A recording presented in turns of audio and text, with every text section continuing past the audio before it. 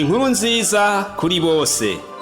Inkuru nziza kuri bose ni ikiganiro utegurirwa kongera ugashikirizwa n'ishirahamwe Trans World Radio y'u Burundi. Wumva uremerewe ku mutima?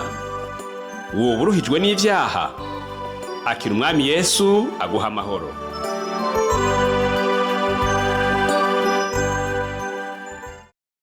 Nshuti mugenzi, munyonyi ibiganiro by'ishirahamwe Trans World Radio y'u Burundi, muvukanyi mukunzi w'ikiganiro inkuru nziza kuri bose, Pastor Michel Ntamubano ndakuramukije amahoro y'Imana.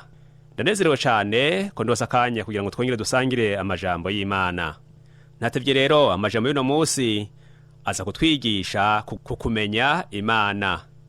Hano hariho ikibazo kimwe umuntu ashobora kwibaza, vy'ukuri birakunda ko umuntu yomenya Imana? Mbega hoho Imana iratuzi? Kumenya ko yo ituzi biroroshe, ariko wowe kuvuga ko uyizi ntivyoroshe. Katwishimikize ano majambo dusanga mu gitabo ca Zaburi y'ijana na 39 umurongo wa mbere tugeze ku murongo wa 6.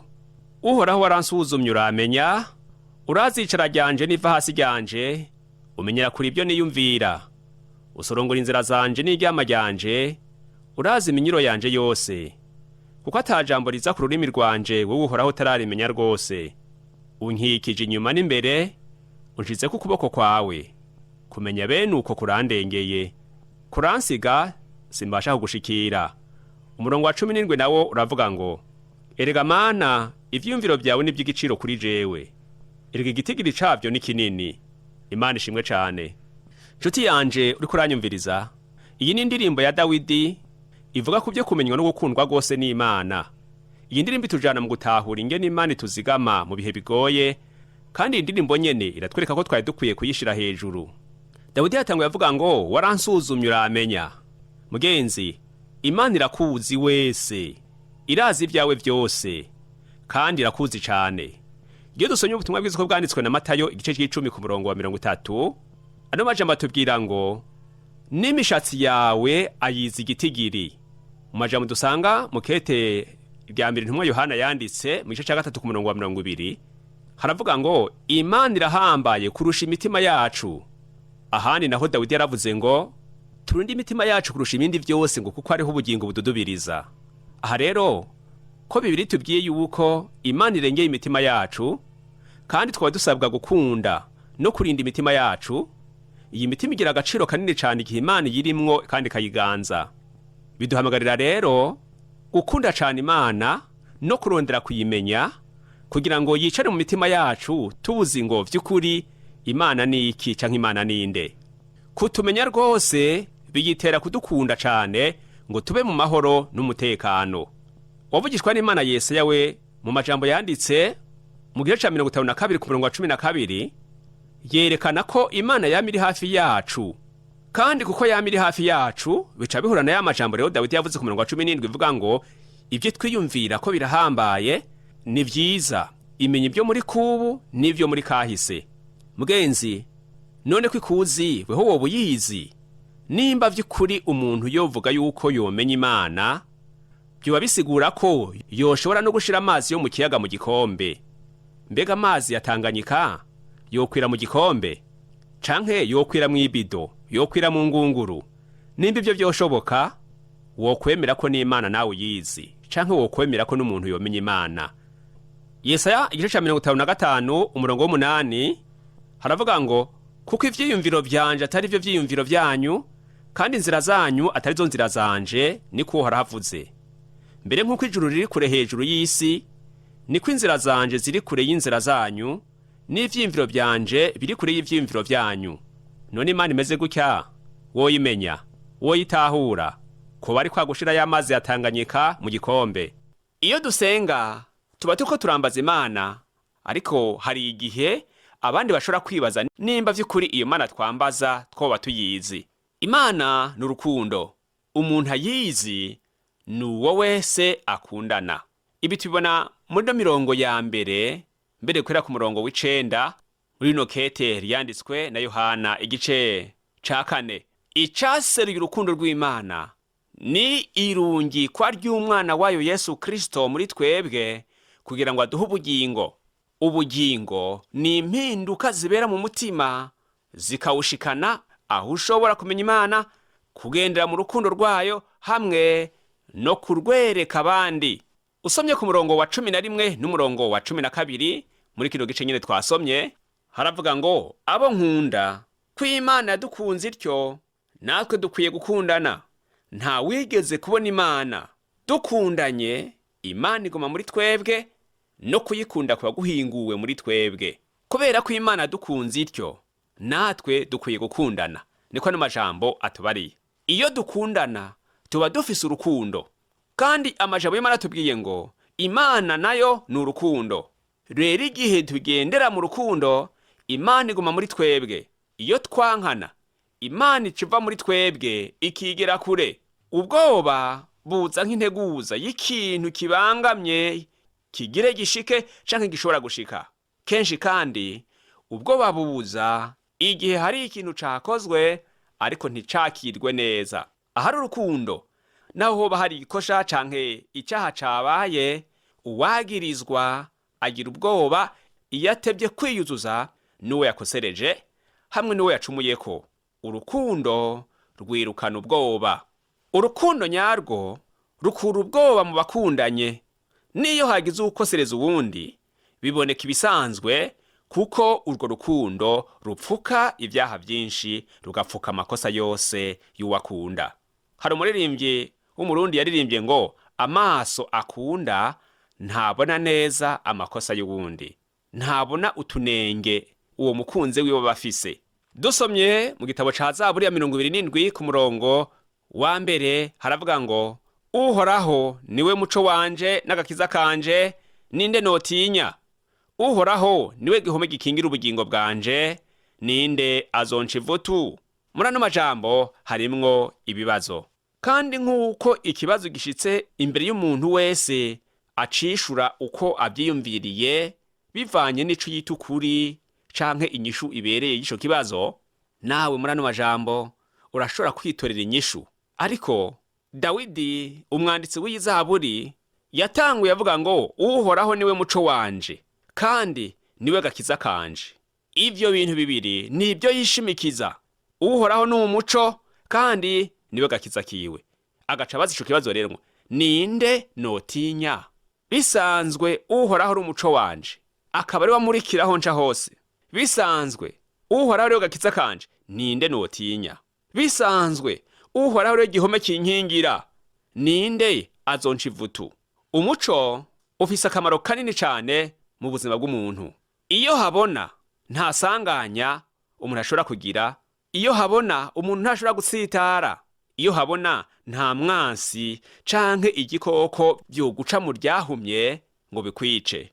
Nico gituma rero iyo umuntu agenda habona ntaca aba yikanga cane, nta nica abatinya cane, nta bwoba afise, kuko abona ko niyo yaramuka atewe yoshobora kuronka ahungira byoroshe mu nzira inyuranye niyo ikibi canke umunyakibi azananyemwo. Uwakijijwe abacungerewe n'ijuru, nta bwoba akwiye kugira. Dawidi yarabivuze, ninde yontera ubwoba? Ninde notinya? Niki conca ivutu? Uhoraho kuri we yari vyose, yaramubereye vyose. Wewe uno munsi Uhoraho umuha ikibanza kingana gute? Mbega mu byo mwiteze ko canke ibyo ukenye kugira ngo ubeho, Uhoraho ubona yo kumarira iki? Uko wo mufata n'ikibanza wo muha bingana n'ibyo woronka nk'inyungu. Kwinjira mu migenderanire n'Uhoraho, kwinjira mu muryango w'Imana nta kiguzi bidusaba. Reka dusome mu gitabo cyo Kuvayo igice ca 14 ku murongo wa 13. Uno murongo uravuga ngo Mose yishura abantu ati, ntaco mutinya, mwihagararire gusa murabe agakiza Uhoraho agira abazanira uyu munsi, kuko abanyegiputa mubonye uyu munsi mutazokongera kubabona. Imana ihabwe icubahiro. Iyi ni nkuru uzi wigishijwe cyangwa ushobora kwisomera. Aba bantu b'Abanyisirayeli bari mu bihe bikomeye, ibihe biteye ubwoba. Bari imbere y'urupfu, bava muri Egiputa baje i Kanani mu gihugu c'isezerano. Farawo yaba yirutse inyuma, hanyuma yuko abarekuye bigoranye, ariko n'ubundi ntiyigeze ashimishwa nuko bahavuye bagata igihugu ciwe bakaja mu kindi gihugu. Yarabakurikiye kugira ngo abahonereze mu kiyaga gitukura. Ubwoba bw'Abisirayeli ntibwari ubusanzwe kandi ntibwari bwizanye. Inyuma hari Farawo agomba kubahonya, kandi imbere hari ikiyaga gitukura naco nyine batoshobora kujabuka kuko naco cari kubamira. Rero bari hagati y'urupfu n'ubugingo. Mose umurongozi wabo niwe ariko aravuga aya majambo ati, bariya mubona ati ntaco mutinya, Abanyegiputa mubonye uyu munsi ntimuzosubira kubabona ukundi. Izi nkomezi Mose ariko aravugana ntizari zisanzwe, ntizari zizanye, zari zifise ahandi hantu zivuye, zari zifise ico zishingiyeko.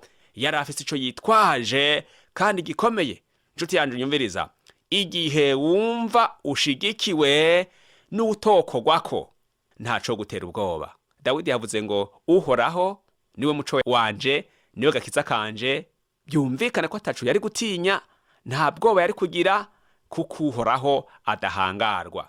Rero Mose nawe avuga aya majambo yari afise ico yishimikije, yari afise ibanga yabwiwe ku vy'Imana iza gukora. Rero nta mpamvu nimwe yo gutinya umuntu afise ibanga ry'Imana. Kandi ribanga tuvuga turibona ku murongo wa 4 muri igice ca 14 nyene mu Kuvayo. Haravuga ngo maze umutima wa Farawo ngira ndawukomantaze abakurikire, nanje nzokwiheshereza icubahiro kuri Farawo no ku ngabo ziwe zose, kandi Abanyegiputa bazomenya ko ndi Uhoraho. Nuko Abisirayeli babigenza batyo. Imana ishimwe cane. Ngaya amajambo Uhoraho rero ababwiye, ngira ibanga bari bafise bagendana. Imana yarabasezeraniye ko izokwihesha icubahiro kuri Farawo, kandi Abanyegiputa bose bakamenya ko Abisirayeli bafise Imana idahangarwa. Ibi Imana yavuze yarabishikije kuko itabesha. Musomye ano majambo muraza kubona neza uko inkuru yagenze n'ibyashikiye Abanyegiputa. Yari afise ukwizera rero guhagije ko Imana iza kubatabara ikabakiza Farawo. Mugenzi, nta na kimwe gikwiye kugutera ubwoba ufise ibanga ry'Imana muri wewe. Nta na kimwe gikwiye kuguca ivutu ufise ibanga ry'Imana ugendana muri wewe. Impamvu wishimikije Uhoraho ataco gutera ubwoba nuko atacoshobora guhangara Uhoraho ngo kimubuze umugambi wiwe wo gutabara uwo yagombye gutabara. Uhoraho n'umuhizi mu ntambara. Yagiye abikora kera ku Bisirayeli akabarwanirira, n'uyu munsi aracabikora kubera ko aracari Imana. Uhoraho aracari Imana, aracakora ibitangaza, aracakunda biwe kandi aracabarwanira. Naho ingabo z'abami amasinzi zohaguruka kurwanya, Uhoraho yobandanye yiyerekana nk'umuhizi mu gutabara. Ntutinye, yarabikoze. Muri Bibiliya ndeka ndakwereka urorero butatu gusa bwaho Imana yigwana intambara mu buryo butangaje. Yicishije ingabo n'abami bose b'Abamori kandi ibica ikoresheje urubura gusa. Usomye mu gitabo ca Yosuwa igice ca 10 ku murongo wa 11, wiyumvire ukuntu Imana yicishije abantu, abami n'ingabo zabo, ikabahonesha urubura nk'ukuruzi. Ako nakarorero kamwe. Akandi karorero nuguha, Imana yakoresheje isi mu guhana abantu bakomantarira imitima, abantu bayigumukanye. Isi yarasamye, imira Kora, Datani na Abiramu, mbere ibamirana n'imiryango yabo n'ibyabo byose kuko bagumutse kuhoraho. Akarorero ka gatatu, Uhoraho yarungitse umumarayika umwe gusa atikiza ingabo z'Abashuri 185, kandi aho hari mwijoro rimwe gusa. Ubisoma mu gitabo ca 2 c'Abami. Inshuti yanje unyumviriza, wumva Uhoraho niki co muhangara? Ninde umuhangara ko afise ubudahangarwa kandi atanga n'ubudahangarwa kuko yikundiye? Nawe numugumeko kandi gumara ubwizigirwa kuri we. Mu gitabo c'uwavugishwa n'Imana Yesaya igice ca 41 ku murongo wa 10 haravuga ngo, ntutinye kuko ndi kumwe nawe, ntukihebure kuko ndi Imana yawe, nzogukomeza, nzogutabara, mbere nzokuramira n'ukuboko kw'iburyo kukugororoka kwanje. Imana ishimwe cyane. N'amajambo Uhoraho yarabwiye Isirayeli, kandi aba bantu bari bakundwa bakayicana imbere y'Imana. Yavuze ngo Isirayeli ni umusavyi w'Uhoraho, kandi Isirayeli naryo murazi ko ari ihanga rikomoka kuri Yakobo. Yaravuze ngo wewe Yakobo uwo natoranije. Yaturaye amajambo yo kumuremesha, yo kumutera intege, yo kumusezeranira kwiri kumwe nawe, kandi kwizomuhindura ihanga rikomeye. Imana yarabikoze. Mugenzi unyumviriza, reka tuje mu isezerano rishasha mu butumwa bwiza uko bwanditswe na Luka igice ca 12 ku murongo wa 32. Haravuga ngo yemwe mwabusho buto ntimutinye, kuko so bimuhimbara kubaha ubwami. Yemwe mwabusho buto ntimutinye, kuko so bimuhimbara kubaha ubwami. Imana ishimwe cyane. Ni Yesu Kristo yariko abwira abigishwa biwe. Akoresheje iri jambo ubusho yaragombye kuvuga abiwe, abashinze imizi muri we, abemeye ko babera umwami, nawe akababera ihanga. Uravye kandi ku murongo wa 4 muri ano majambo twasomye nyene, haravuga ngo kandi ndabwira mwebwe abakunzi banje, ntimugatinye abica umubiri hanyuma batagira ikindi bazobagira. Rero abayise ubusho buto naba kandi yise abakunzi biwe, kandi yaraberetse ko atabubasha babafiseko, naho bo batera ubwoba bagomba kwica imibiri yabo, ariko haraho badashobora gukora. Ntibashobora kwica ubugingo. Umubiri wavuye mwivu uzosubira mwivu, umubiri uzoherera hanyine ku isi, ariko inyuma y'ubuzima bwo mwisi hariho ubundi buzima. Rero abafise ububasha ku mubiri ntibafise ububasha ku bugingo bw'umuntu kiretse Imana yonyene. Yababwiye rero ibyo bihe bigoye bari bagira binjiremwo, ariko kandi yashatse no kubereka ukuntu araba igiciro kinini kuri we. Ni nk'uko yarababwiye ati birakwiye ko mwihanganira ibyo bigeragezo by'akanya gato, ibiza bizananye mu mpande nyinshi kandi mu byo butandukanye, mbere naho byoshika mukageragezwa no kwicwa ntibikabatera ubwoba. Navyemeye ko bibacako kugira ngo mwige, maze nimwamara kunesha muzinjire mu bwiza muzohabwa buri imbere. Imana ishimwe cyane. Nshuti yanje, aya majambo yoba yawe. Yewe busho buto ntutinye, Uhoraho byaramuhimbaye kukwita uwiwe, umukunzi wiwe, kuko yakurungikiye Yesu Kristo umwana we w'ikinege, umucunguzi, ngo akwinjize mu muryango w'Imana, aguha uburenganzira bwo kwitwa umwana w'Imana. Kandi impamvu totinga ikintu na kimwe nuko uri umukunzi w'Imana, uri umukunzi wa Yesu Kristo. Niki hatogukorera umukunzi wawe Yesu Kristo? Ni he hatogukura? Nirihe geragezwa atogukuramwo umukunzi wawe? Nirihe deni atokwishurira uwo mukunzi wawe? Ni kangahe, ni igihe kingana gute yokureka kubandanya wicwa n'inzara, yobura indya, ariko ngo ni wihangane ubicemwo igihe gito, kuko hari ikindi gihe uzobyibagirwa uravye ubundi buzima bushasha urimwo. Ihangane, kuko uri umukunzi wa Yesu. Ntacutinya busho buto, ntacutinya mukunzi wa Yesu. Ni wihanganira ibyo urimwo. Kera babatuma intama, kera babatuma inuma, kugira baharigwe ibyaha twinjira nta kiguzi. Kera babatuma intama, kera babatuma inuma, kugira baharigwe ibyaha twinjira nta kiguzi. Twinjira nta kiguzi, twinjira nta mahera, kubw'amaraso yawe Yesu, twinjira nta kiguzi. Umwanditsi wa Zaburi ya 23 ku murongo wa 4 aravuga ngo naho noca mu mwonga w'igitutu c'urupfu sinzogira ikibi ntinya, kuko Uhoraho wewe uri kumwe nanje. Haleluya. Naho hoba mu rupfu bandanya wemangira Uhoraho, kandi woye gutinya, ngo kuko Uhoraho nyene yama ari kumwe natwe. Dawidi arabizi, yarabiciyemwo, avuga ibyo yabayemwo, ntatubesha.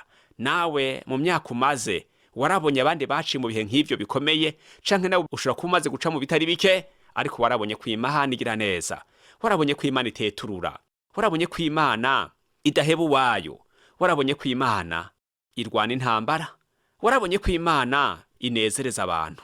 Kugera kure siko gupfa, wewe urwaye ni wihangane. Uhoraho arabizi kandi arabibona, naho hoba mwonga gisu c'urupfu ntutinye.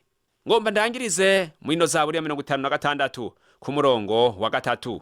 Ano majambo arambarira ngo igihe cose ntinye nzokwizigira, igihe cose ntinye nzokwizigira.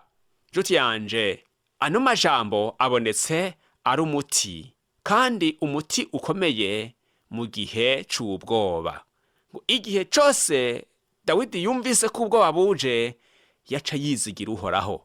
Kwizigira Uhoraho ni guhagarara muri ayo majambo Uhoraho yavuze, ugahagarara ahantu uvuga ngo jewe Uhoraho uko muzi nuko mutahura. Ntashobora kubesha, ntashobora kwisubirako ku masezerano ansezeraniye, kandi uko muzi nuko mutahura. Nta ntambara nimwe adashoboye. Uko muzi nuko mutahura, ntavyanyegezwa, arabizi, kandi ko atakimunanira azoseruka isaha niyagera. Ukwizigira rero gushingiye aho hantu uvuga ngo ko abizi, ko nkunda, reka ndindire kwigihe kigera aseruke abirangize vyose. Iyo ubwoba bubaye umurengera, ibyizigiro biba byaheze, kandi bisigura ngo nta muntu mfise yonkura muri ibi bihe ndimwo, nta muntu mfise yonkura imbere y'uru rupfu. None asanga umwana w'umuntu atobishobora, Imana nayo ko ishoboye byose wayishizehe, wayihaye ikibanza icahe. Twabonye ngo mu rukundo nta bwoba buhaba, kuko ubwoba bugendana n'igihano. Umuntu agira ubwoba kuko yavuye mu buntu bw'Imana, agira ubwoba kuko yataye ukwizigira Imana. Umuririmbyi yavuze ngo wizigira Imana, uwizigira ntiyobura amahoro meza adashira. Uwizigira Imana afise amahoro mu mutima, uwizigira Imana aronka umunezero, uwizigira Imana yamashikamye naho intambara zoba zikomeye, naho ibibi byose uriranya nta bwoba agira, kuko ashinzwe ku rutare, ahagaze neza mu ijambo ry'Imana. Nshuti mukundwa unyumviriza, nawe ndakugira inama ngo ushinge imizi neza mu ijambo ry'Imana. Uyizigira iyo Mana yakubumbye, iyo Mana yagushikanye, yakugejeje aho ugeze uno munsi, ariko kandi userangure, wumve ko atasezerano ryayo ufise, niba buri fise urigumye, wumve ko atabanga ufise ugendana, urihagarareko, kuko Abisirayeli bararigendeye kandi ryabashikanye ku ntsinzi. Ntaco utinya wewe wizeye Uhoraho, ntaco utinya wewe mukozi w'Imana, ntaco utinya hewe musenzi, kuko Uhoraho biramuhimbara kukwita umukunzi wiwe, kandi byaramuhimbaye kugutegurira ubwami, kugutegurira ubugingo budashira, aho uzoba atagusubira guhangayika, atagusubira kugira ubwoba, atagusubira kwitsa umutima.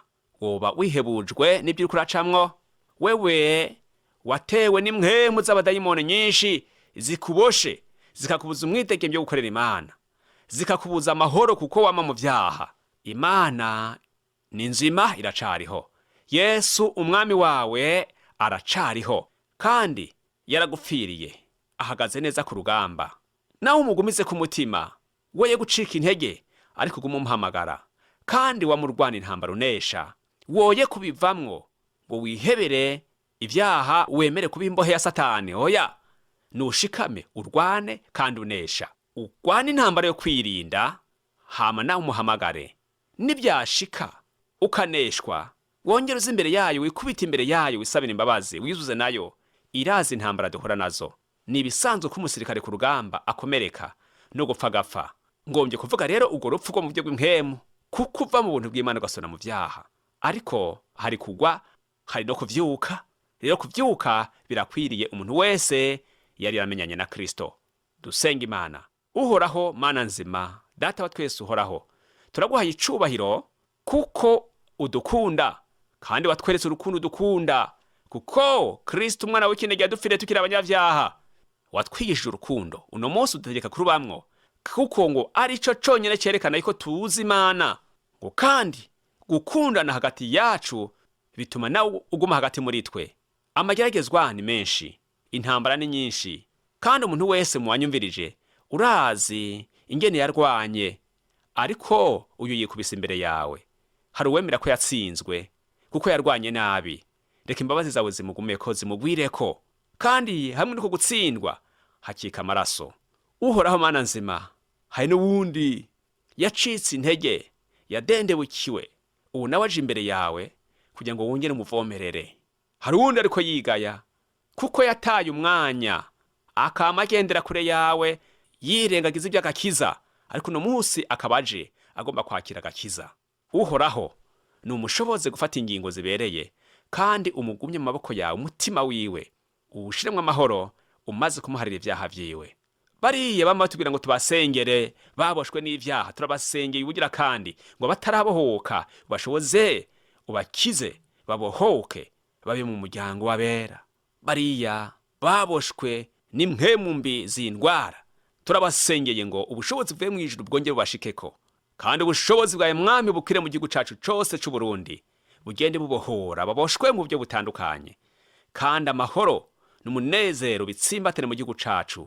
Izina ryawe rihabwe icubahiro ku byo wamukora n'ibyo ugiye gukora. Nsenze mu izina rya Yesu Kristo Mwami n'umucunguzi wacu, amen.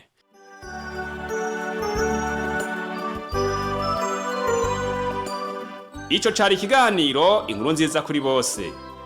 Ushaka kugishigikira, kutwunganira canke ufise ikibazo, twakure canke urungike ubutumwa bugufi na WhatsApp kuri iyi nimero ikurikira: 69 720 767. Turonderere kuri Facebook ni TWR Burundi. Ushobora no kutwandikira kuri email yitwa twrburundi@gmail.com. Ushobora no kutwakura kuri nimero 22 24 26 57 ku masaha y'akazi. Imana iguhezagire.